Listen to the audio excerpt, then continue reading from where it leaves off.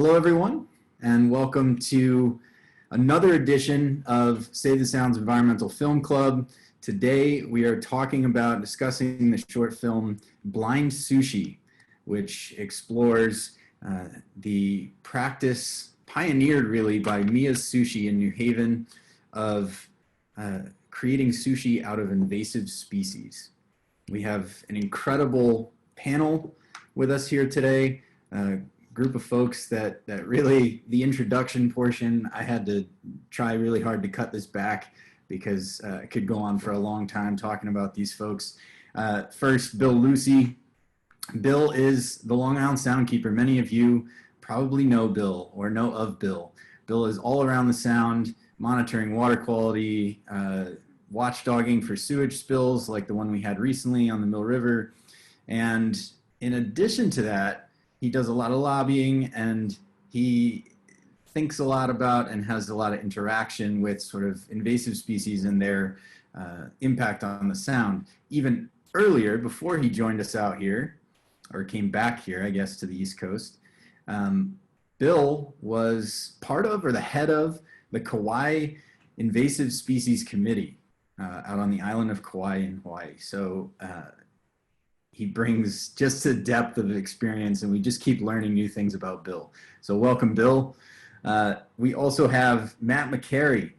Matt is the Ford Foundation Postdoctoral Fellow at Yale University right now. He has been studying invasive species for 10 plus years, and his research focuses, I'll let him tell you more about this, but his research focuses on the impact of invasive plants on soil biodiversity, ecosystem structure, and right now his research is focusing on the impact of invasive plants on meta-ecosystem dynamics in the greater New Haven region. So welcome, Matt. And finally, last but not least, Bun Lai, Chef Bun Lai, who is the owner, along with his family, and head chef of Miya's and the star of the film that you all just watched. Bun is a pioneer in so very many ways, following, I'd say, in your mother's footsteps. When Miya's was founded in 1982, it was the first sushi restaurant in Connecticut, I believe. And then it was one of the first, or the first, in 2001 to start moving away from non-sustainable seafood. And then by 2005 had incorporated under Bun's leadership the first invasive species menu. So we're really looking forward to all of this, to this discussion. And through all of this, I am Anthony Allen. I am the ecological communication specialist here at Save the Sound. I'll be moderating today's discussion. For those of you who are less familiar with Save the Sound, the work that we do, we are a regional environmental nonprofit that works to lead climate change advocacy or climate crisis advocacy throughout the Long Island Sound region. We work to protect endangered or threatened lands. We work to, this is some of the work that Bill does, work to protect and monitor the water and the water quality of Long Island Sound and its rivers. And we work in a hands-on capacity to restore natural ecosystems and habitat. So I want to stop talking now. So what I'm going to do is I'd love first to give our guests a chance to just introduce their organizations and their work a little bit. So Bun, maybe if you want to start and just tell us a little bit about Miya's and where you're coming to us from. Yeah, my mother started Miya's, like you said. Thanks for having me here, by the way, Anthony. In 1982, when she started it, what was important to her was to have, that's my mom, have a restaurant that was true to her culture. There were plenty of Japanese restaurants around, but most of them were like Benihana, kind of teppanyaki entertainment type.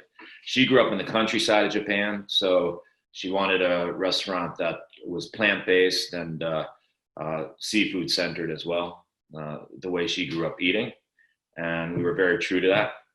I grew up in the business, and while I was growing up, she'd take me and my brother foraging and fishing like she did in southern Japan and the coast over there. And after training to do traditional sushi, it got to a point where it didn't make a whole lot of sense to me, because when I started looking into the ingredients, many of the ingredients weren't as healthy as I thought they were.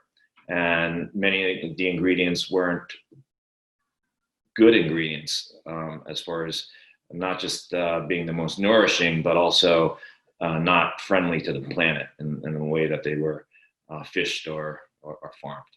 And from that point on, we started evolving the cuisine of sushi also to be multicultural too, because I'm not just Japanese, I'm also Chinese. I was born in Hong Kong, and I grew up in a very multicultural environment in a apartment complex in New Haven.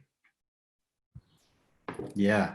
And so for anyone who has not been to Miya's, highly, highly, highly recommended. It's a real experience, and go soon. Matt, do you want to go next and tell us a little bit more maybe about your interest in this and then your current research? Yeah, thanks, Anthony, for having me. Yeah, this is a pleasure to be here, a part of this panel discussion. And yeah, so I'm very interested in invasive species, particularly invasive plants. This has been my research area for over the last 10 plus years now. I'm actually from the Chicagoland area, and there's been a large push for ecological restoration in the Chicago region because of the fragmented landscapes there. And I grew up not too far away from a forest reserve that I was able to frequent pretty often, and came across just some really cool scientists that really got me interested in the field and got to learn more about invasive plants and their impact on local ecosystems. So I originally got my PhD from the University of Illinois at Chicago. I then did a 3-year National Science Foundation postdoc at University of Wisconsin-Madison, and now I'm finishing up a 1-year postdoctoral fellowship at Yale, looking at meadow ecosystem dynamics in the context of invasive plants. And soon I will be actually starting as a faculty member at Rice University in January. So I'm very excited about that. And just a little bit of context, most of my research really looks at the impacts of invasive plants on soil ecosystems.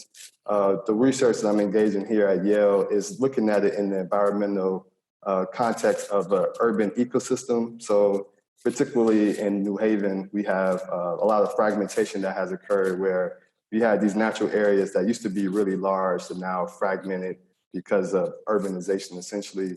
And my work is then trying to figure out, well, if you have these local ecosystems that have been fragmented, are they even further disconnected from other patches in the landscape by having invasive plants in the ecosystem? And what are the ramifications in terms of nutrient cycling, carbon storage, and so forth like that? And that's basically what I've been engaging in and been doing a ton of field work this summer. So I got a little color, but it's been really fun being in the New Haven area and just being able to interact with some really awesome researchers at Yale. Yeah, thank you for that. We're lucky to have you here. And I sort of I think I just Googled invasive species research Yale, and I found Matt, and I was like, oh man, this research sounds amazing. So this is part of the beauty of doing this kind of format, is we get to bring new folks in and get to know you. So thank you for joining us here. All right, I think I want to go back to Bun for a little background on the film, since normally we don't get to have someone who was actually part of making the film in these sessions. I'd love for you to just give us a little background on the film and what it means to you, and when you were making it, what did you hope it would add to the conversation around sustainable seafood and all of that? Yeah, so I'm glad you're asking me this, because there are layers that aren't particularly obvious and that add a whole lot of depth to this film. So the film really had its genesis in an experience that I had when I was at a local New Haven school called the Foot School, where we got to read a whole bunch of life-changing books. One of which was a book called The K that I read in the 5th grade there. And in a nutshell, the story is a white teenager gets shipwrecked onto a deserted Caribbean island with an old black Caribbean man. And at that point, he's prejudiced. I think it takes place around World War I. And because of the blast that his eyes were exposed to, he slowly loses his sight, but becomes closer to this old man who teaches him how to survive, like to go diving for clams and lobsters. And as he's losing his sight, ironically, he's able to see this old man, this human being in front of him, for who he is for the first time. So I thought that was a very, very beautiful story. And when I met Ryan Knighton, the best-selling author of Cockeyed, who started losing his vision to the point where he became completely blind after college, I told him about this book, and then I'd love to take him diving, be his old man kind of thing. And that eventually led to our collaboration with Eric Heimbolt, who first became known for an iconic hip hop video for an iconic song called Who Let the Dogs Out. And then together, Blind Sushi was born. And Blind Sushi is the 2018 James Beard finalist for Best Film. Yeah. And I know there's like, you could probably talk for a half an hour on, the many different layers in this. So one of the things that I think we'll focus on today is this sort of the novel approach and the shift in perspective. I know a lot of it is about perspective for you and a shift in perspective. So one of the things that we'll talk a lot about today is the shift in perspective that Miya's brought around invasives, and not just sort of, in order to have a shift in perspective on something, you have to see it first. So I think that understanding what invasive species are and how they exist and the impact they have is incredibly important. And so just as a way of level setting for this conversation, I want to throw it to Matt, because we had a little talk yesterday, and I was surprised personally at how scientists define invasive species. And so I wonder whether you can talk a little bit about that and sort of the difference between some of these terms, that are thrown around. Yeah, so even scientists have debates about what is the best terminology, but the US agencies have more or less defined what an invasive species is. And it basically has to be non-native, meaning that it has to come from a geographic region that it's not endemic to. And it also has to be introduced either intentionally or unintentionally by humans. And the third criteria is that it has to basically have some type of environmental impact or impact to human health in some way. So those three criteria is how we sort of define what is an invasive species. There are other terms that people throw around, like native invasive. Those terms are useful in some contexts, but in general, we often think of invasive species as something that came from another area that was introduced and have some type of environmental impact. Yeah, so this is part of the question that I asked was yesterday was around climate change, right? Mm-hmm. And how we're seeing a lot of species migrate or their range sort of move, right, because of the way that the climate is changing. And my question was, is that distinct from, or is that related to, an invasive species? And, do you want to talk a little bit about that? Yeah, so those are nuances to what we talk about, invasive species. So generally speaking, if you have a climate that's warming or becoming drier, you may have an expansion of species that normally could not inhabit that particular ecosystem that then becomes able to thrive in that locality. But generally speaking, if it's just a range shift where it can grow there now and it's still not overly abundant or causing any economic harm, or if it's not humanly introduced, then we generally would just call that a range shift as opposed to an invasive species. However, just say that in the context of climate change, that somebody inadvertently introduced a particular species that then becomes very problematic because of the environment that climate change has caused, then that in theory could become an invasive species. But generally we just call those range shifts, and we don't really think about invasives in that context. Right. Yeah, I personally, I found that so interesting. And obviously, like you said, Matt, there's nuances to it where, a lot of the migration that happens because of climate change is human migration. And so, when humans move, that's oftentimes, or change our lifestyles, that's oftentimes when we wind up unintentionally introducing new species into different areas that could become invasive.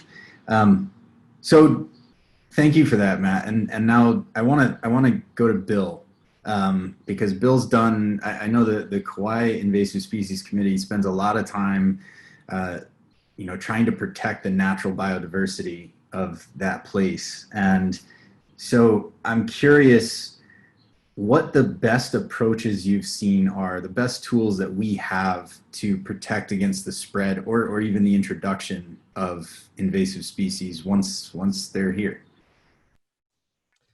Yeah, thanks, Anthony. That's a good question.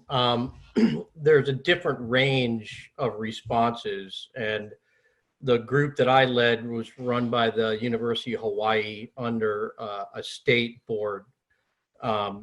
And our main mission was early detection and rapid response. So much like some of the sewage work or pollution spills we do here, we get an indicator of a problem and we get involved really quickly.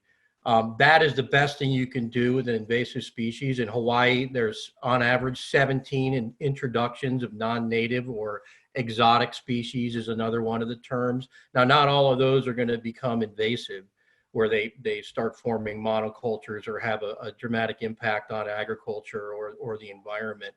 So if you go to Hawaii, know this, that under about 1,500 feet in elevation, the majority of what you're seeing is actually invasive. Most of the native wildlife and terrestrial plants, snails are up above that line, which kind of gets to your climate change issue. So basically what we try to do is find these populations early, and we do that through our own surveys, but we also, much like the work on Long Island Sound, we rely on citizen reports. There was a hotline, a pest hotline that you could call if you saw something strange, and we would send out teams and try and basically stop them before they became established. And the final part of that is passing legislation, biosecurity legislation. So a lot of the invasive species in Long Island Sound came out of bilge water. So when these large tankers come in, they'll exchange the water for ballots, say they're offloading oil and they need to do a water exchange. A lot of like the shore crab probably came that way. And that's well established along the shores of Long Island Sound, and a good ingredient at Miya's, as I understand as well. So yeah, and the people who are out there foraging, the fishermen, the researchers, the public who's interested in this sort of activity, they're the ones that usually notice this because they're very familiar with the ecology of an area. And when something new shows up, they can spot it and alert people. And that just happened here, right? I mean, we just have a new species that was identified by a citizen, by someone. It wasn't us, right, that found it first? Yeah, so we now have the Chinese mitten crab in Long Island Sound, and It's been around for a couple of years. It was noticed by oystermen that we work very closely with on our water quality issues in the lower Housatonic River. And then we're working on another project, a fish passage project all the way up in the Naugatuck River. And he's been doing a lot of fishery observations and wildlife for us. And he saw a crab all the way up at the Naugatuck, partway up the Naugatuck River. So it shows you how quickly this responds. It also shows you how important it is to have citizens making these observations and getting them out there. So we're going to start, I'm partnering with the Norwalk Maritime Aquarium and Connecticut Deep, and we're going to start looking at doing some inventories to see how far the mitten crab is spread. And if there are any options to stop it, Miya's may be maybe one of the only options out there for dealing with that particular species. Yeah, I want to hear from Bun quickly on that, like whether you have tried eating Chinese mitten crab yet, but also, you know, just so you can keep rolling with your train of thought. You said something yesterday that really struck me. You said that the human appetite is the most destructive force on Earth.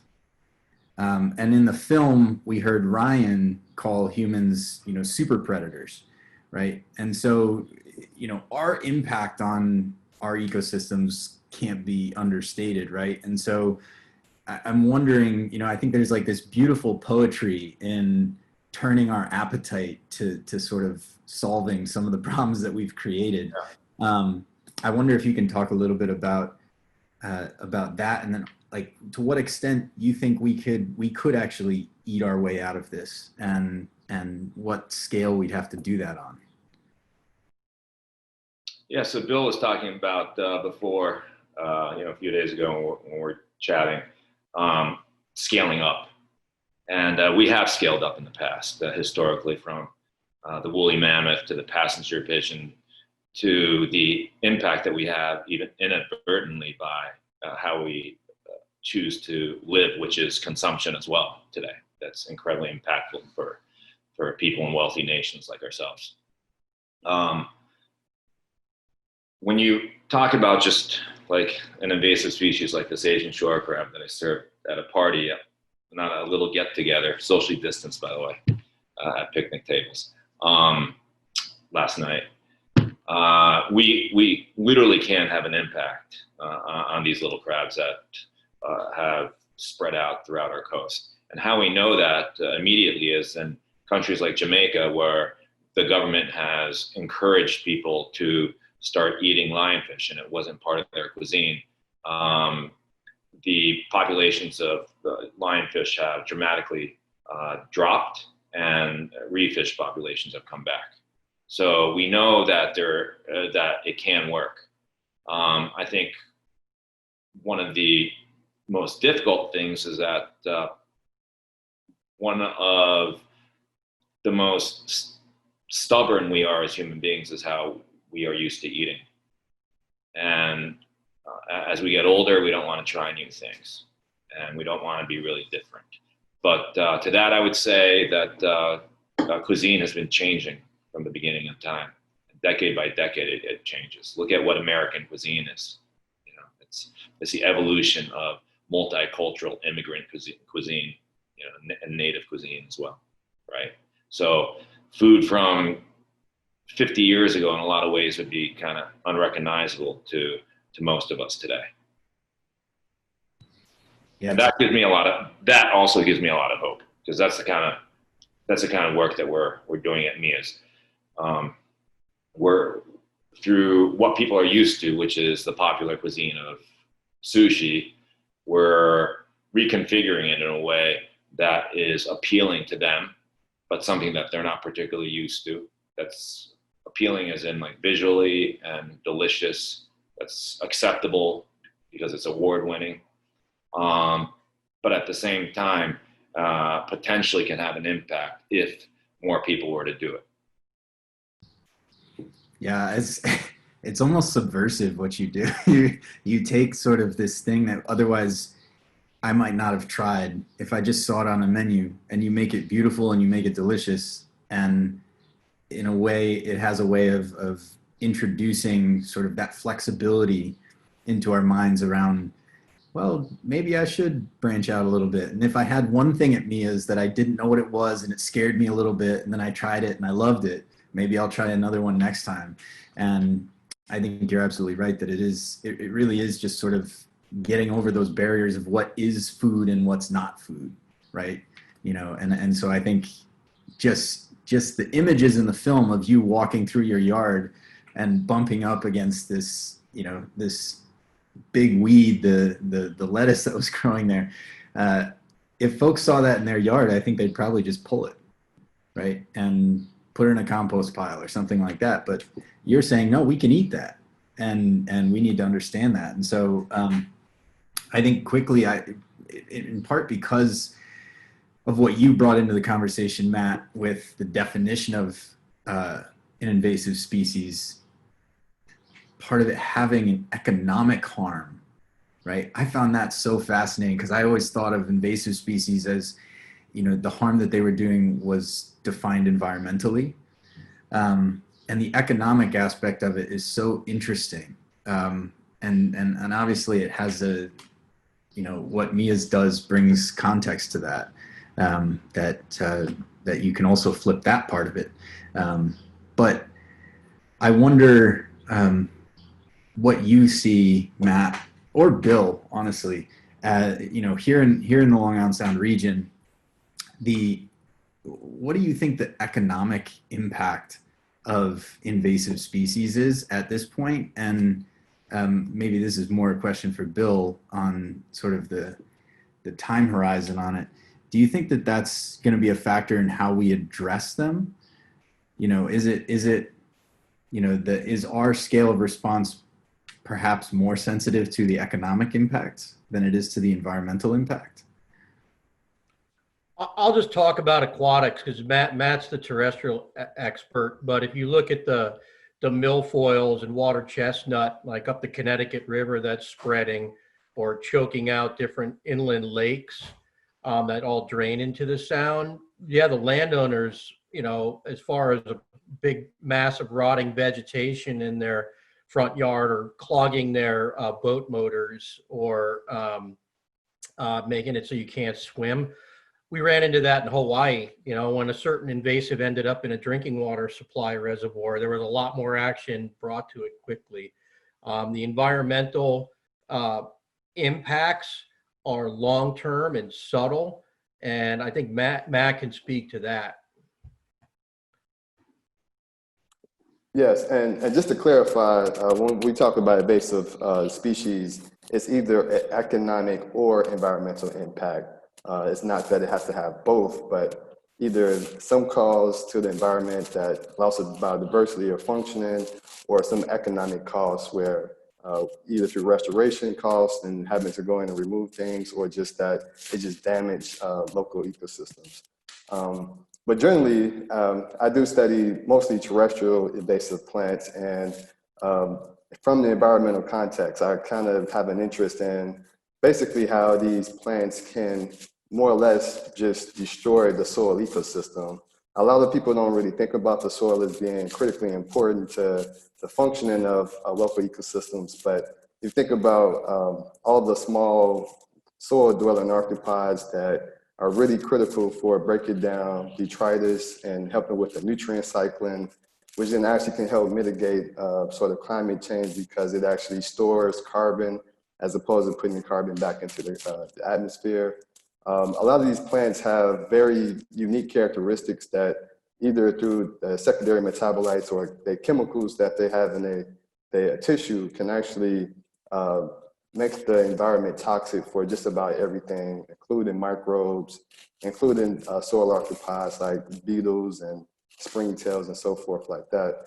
And those economic, the environmental impacts can be long lasting, where even if you take out an invasive plant, it can last for up to 10, 20 years before you have a restoration of the local biodiversity in that ecosystem. And because of the amount of effort that it sort of costs to really restore these ecosystems, It could be a lot of effort, a lot of cost, and basically you can lose biodiversity at the same time, which is really problematic from the conservation perspective.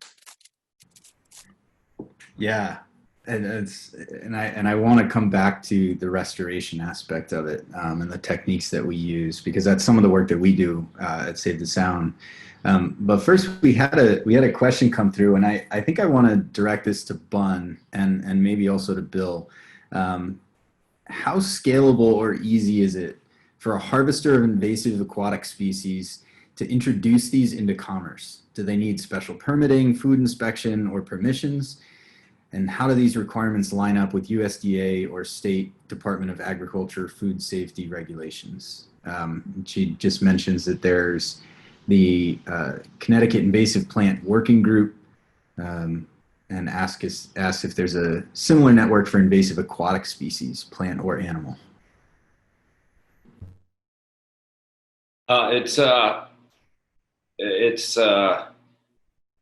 process that is definitely not easy. So a good example is invasive wild boar that's so damaging in places like Florida and Texas. I've got friends who work on it, but man, getting all the approvals that you need in order to bring it to market for a lot of good reasons is a painstaking process that often feels impossible. Yeah, that's a great question. So it's not a matter of, hey man, we got these invasive species, now we can just sell it in most cases. Which is a really, really important thing to note, because I think, where the mind can often go, where my mind will go in these conversations, is to say, okay, well, we know because of what, Bun's doing and what Mia's doing that we can eat this thing. So, how do we do that on a larger scale? And there's a lot of, like you said, for very good reasons, but there's a lot of hurdles and barriers in place to actually getting to that point of scale. Bill, do you want to address the sort of the network for invasive aquatic species in Connecticut or in the Long Island Sound region? Does that exist at all? I know it depends on what kind of invasive species you're talking about. The Shellfish Lab has some information. I usually go to the National Marine Fisheries Service or NOAA for marine invasive species, and they do have specific grants for that. It's at the federal level. In Hawaii, they had a specific person who dealt with aquatic invasive species. I think it's mostly plants right now. At the state level, they passed some legislation for an invasive license plate and stamp, so to raise a little bit of money to deal with some of the lake management, but just also to address the consumption of some of those populations. For example, the Asian carp or even lionfish, they'll actually have directed fisheries now in certain states, especially carp. They come up with a whole management plan. The state issues all the permits, and then you actually get commercial fishing permits to go and harvest these, and you have to record them, and there's a whole process. But as far as Connecticut is concerned, I haven't seen, Hawaii is the invasive capital of the United States. It's also the extinction capital of the United States. And a lot of the invasive species we have here have been here for a long time. Like I got introduced to it by bittersweet.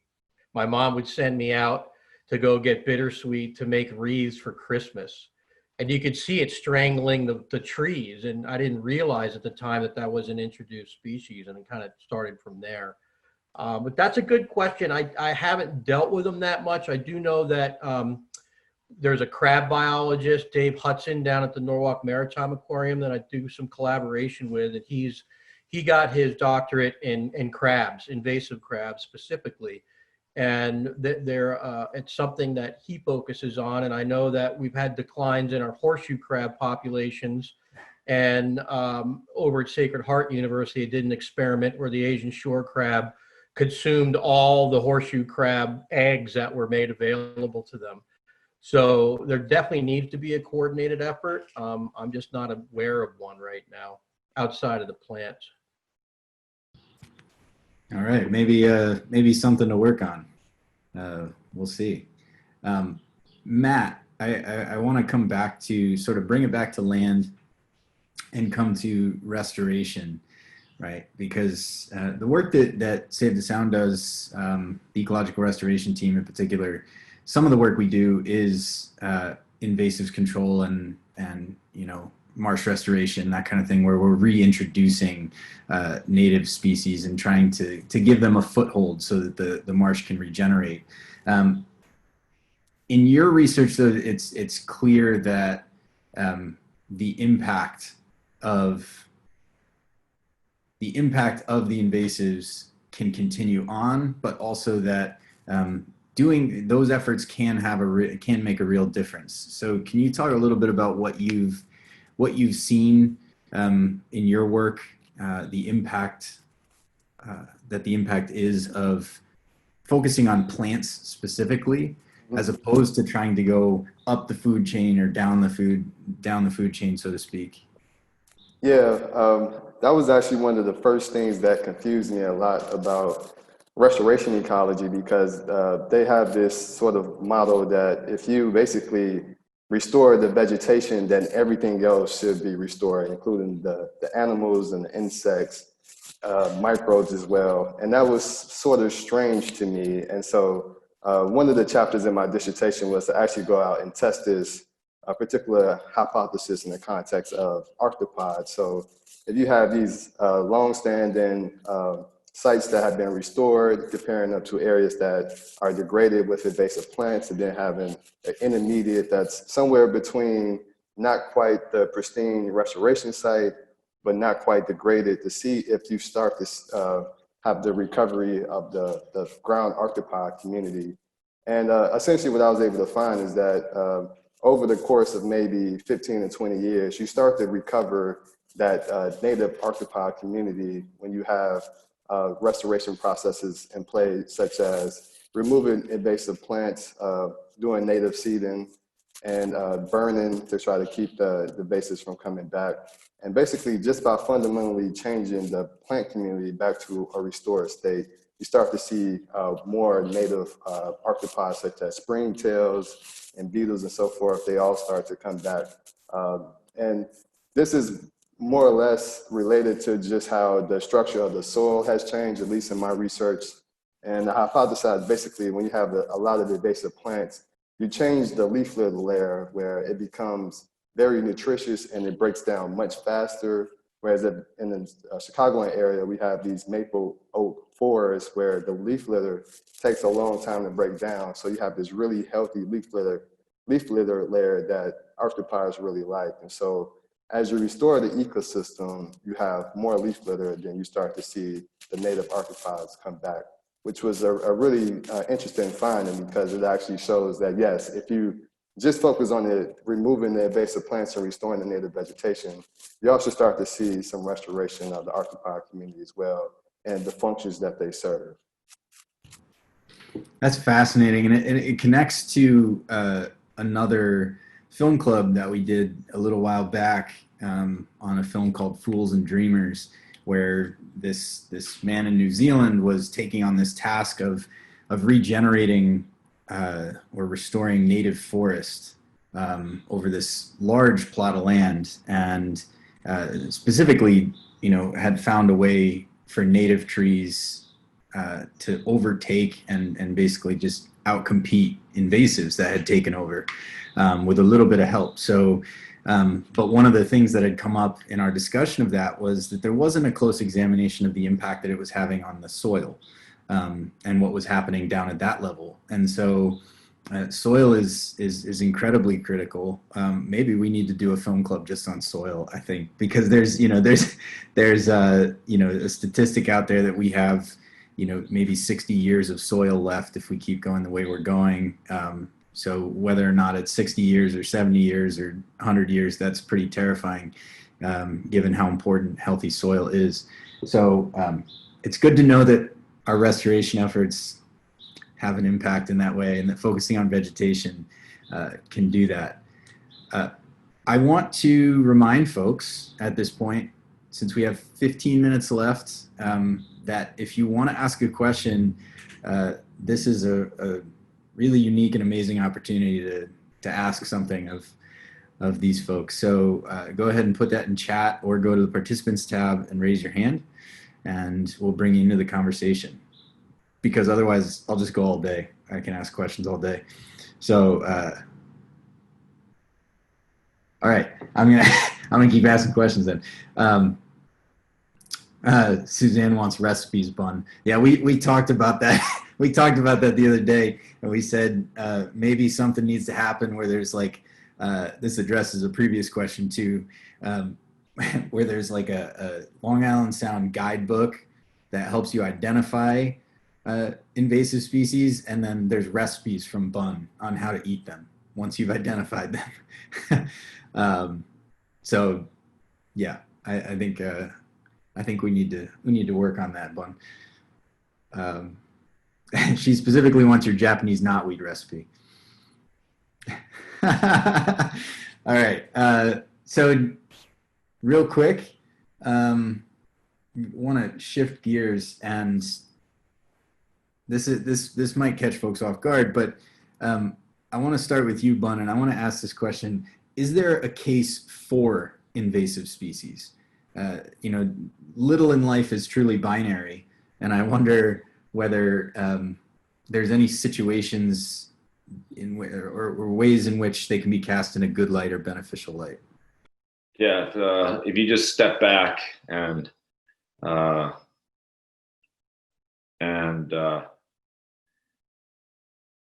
think that the Earth is evolving always, and that certain species that take over, for example, earthworms, will never be able to be taken out of the ecosystem, and that the forests and the entire continent has been forever changed,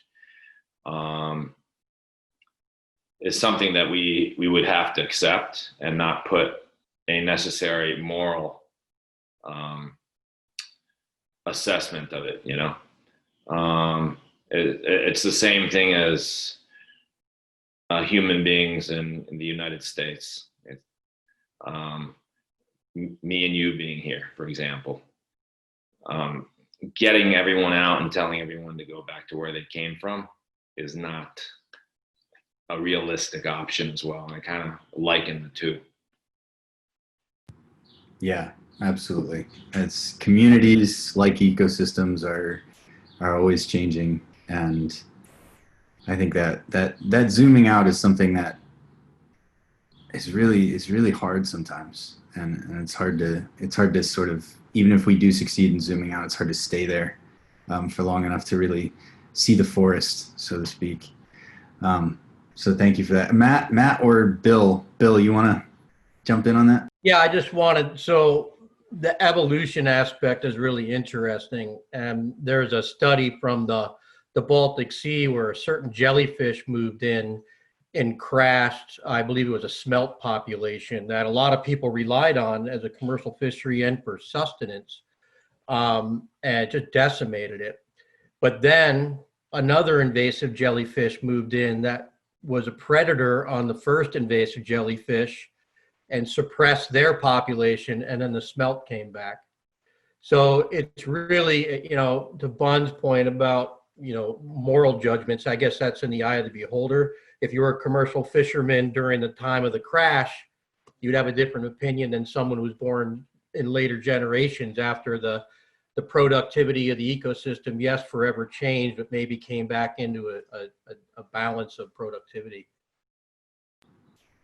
That's beautiful. That's a great example. I think all the panelists here would like you to send that study around if you can find it, because that's a great example of that.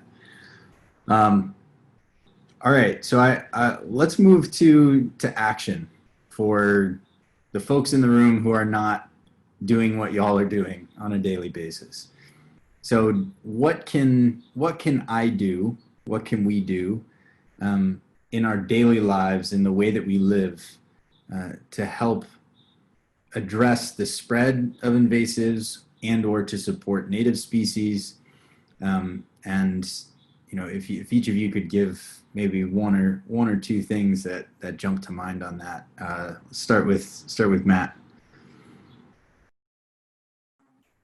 Yeah, that's a fantastic question. And I think that as a scientist, I'm often sort of faced with this question because I can definitely see the environmental impacts of invasive plants in my research.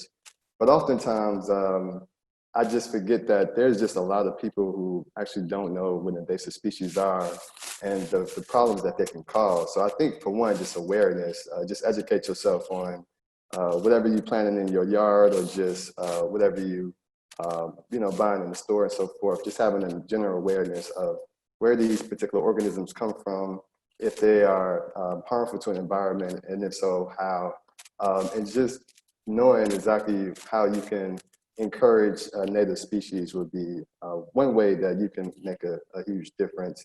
And then just for the second point is just that, I think that a lot of people, they like to have these really nice manicured lawns where it's like the Kentucky bluegrass and it's beautiful.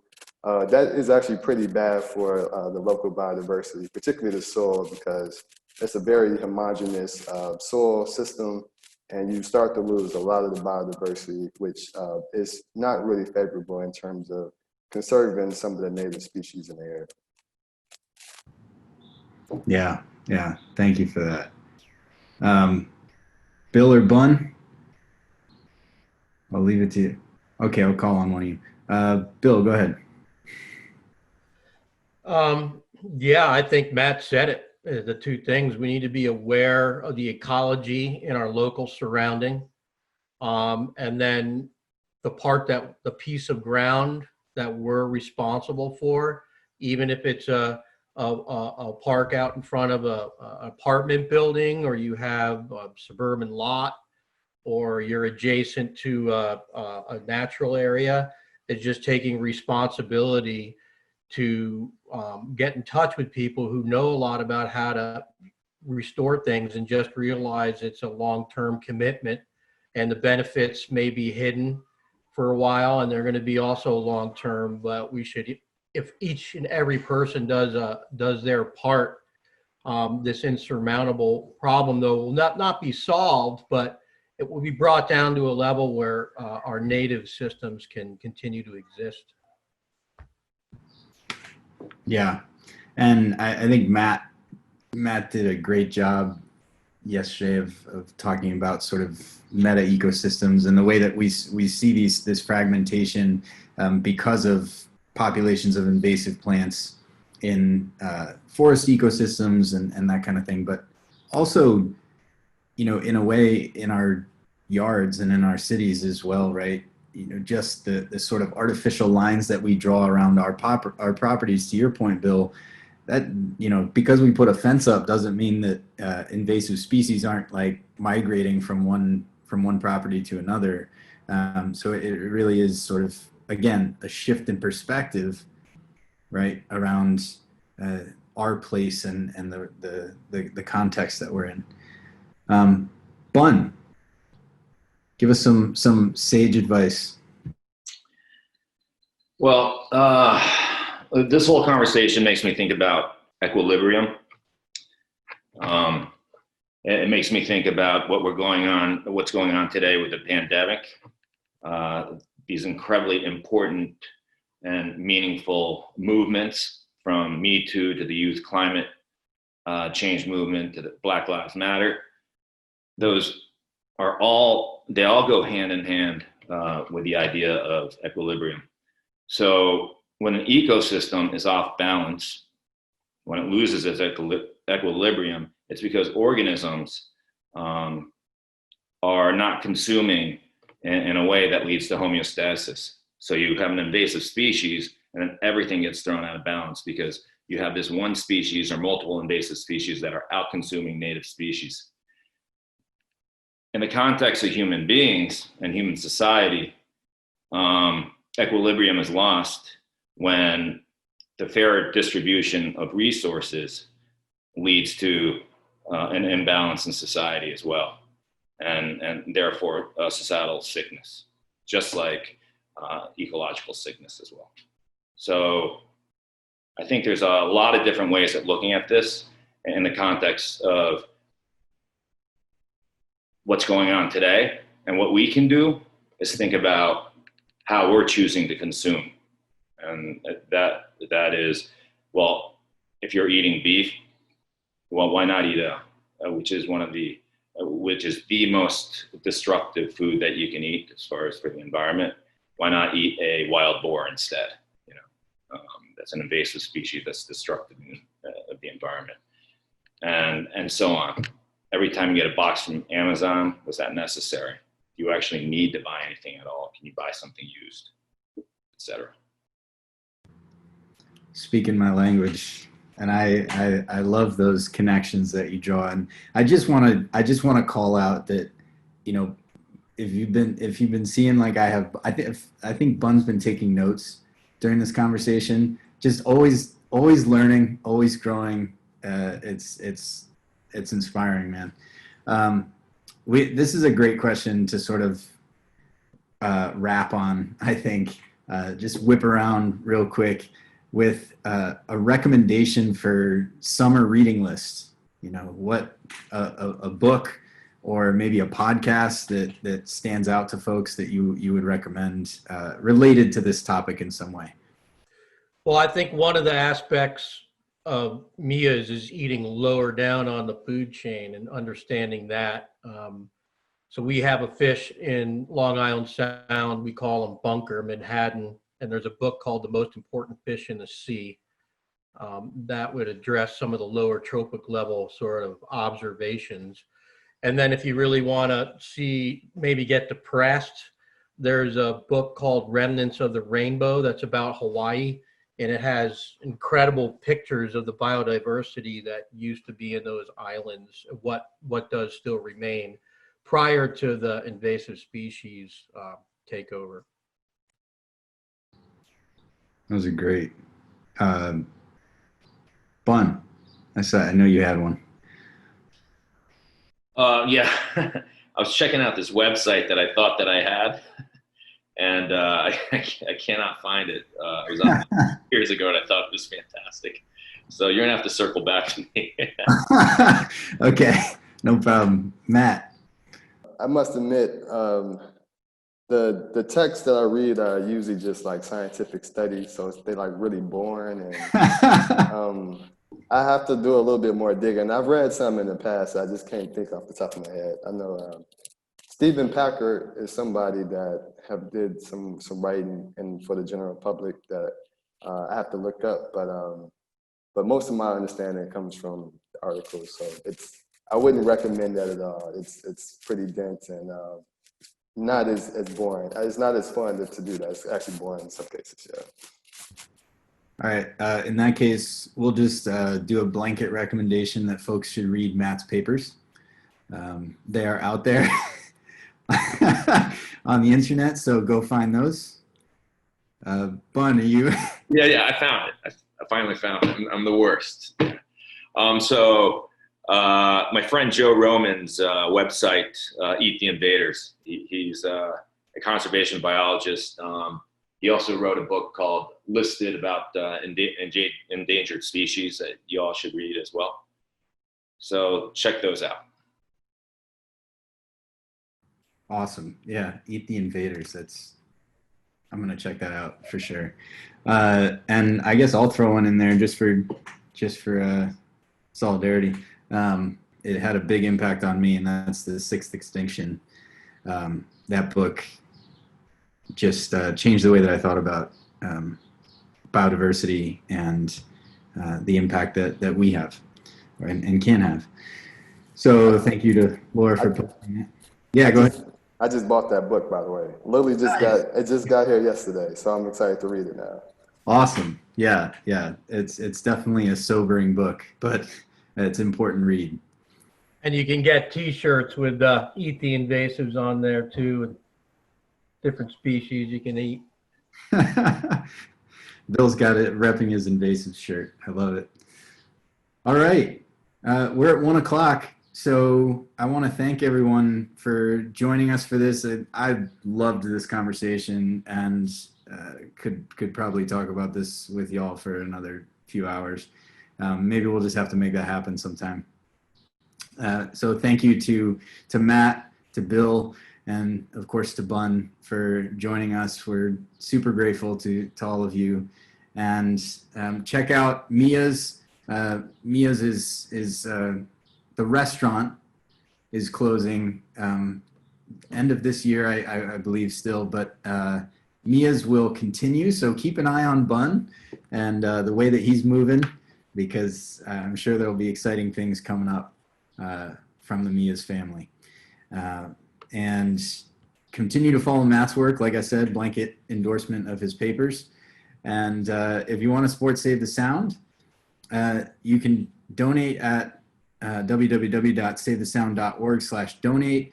We also are starting on August 14th, are starting the Paddle for the Sound this year. And that's an online sort of peer-to-peer fundraiser that we're doing. Normally we do the Paddle Across the Sound, but that wasn't really possible this year with everything going on. So this year you'll have an opportunity to log miles, either kayaking, paddleboarding, sailing, or hiking/walking, and sort of participate in that way and raise money in that way. So we hope you'll join us for that. And with that, I hope everyone has an amazing day and continues to research and be curious about the invasives in our area and the ways we can live more interconnected and beautiful lives. Thanks, everyone.